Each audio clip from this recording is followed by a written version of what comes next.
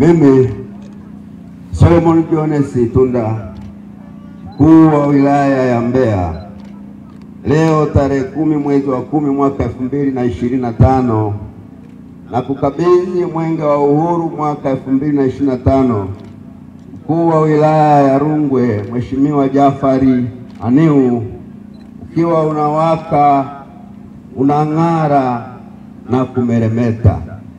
Pia na kukabidhi wakufunzi, waratibu ngazi ya mkoa na vijana 6 wakimbiza mwenge kitaifa wakiongozwa na ndugu Ismaili Ali Usi.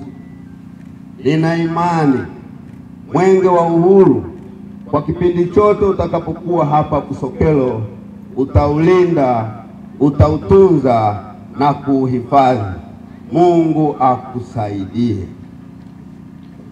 Mimi Jafari Mohamed Haniu, mkuu wa wilaya ya Rungwe, leo tarehe 10 Oktoba mwaka 2025 nakiri kupokea mwenge wa uhuru ukiwa salama, ukiwaka, uking'aa na kumeremeta kutoka kwa Mheshimiwa Solomon Itunda, mkuu wa wilaya ya Mbeya, wakiwa pamoja na wakimbiza mwenge 6 wa kitaifa wakiongozwa na ndugu Ismail Ali Usi pamoja na wakufunzi na timu nzima ya wakimbiza mwenge kimkoa.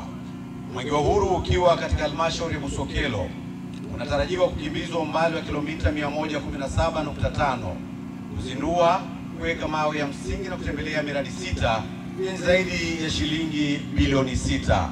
Mwenge wa uhuru pia utakabidhi majiko ya gesi takribani 200 kwa wananchi wa kada mbalimbali, ikiwa ni utekelezaji wa agizo la serikali kwa matumizi ya nishati safi na kuondokana na nishati chafu. Ewe Mwenyezi Mungu nisaidie.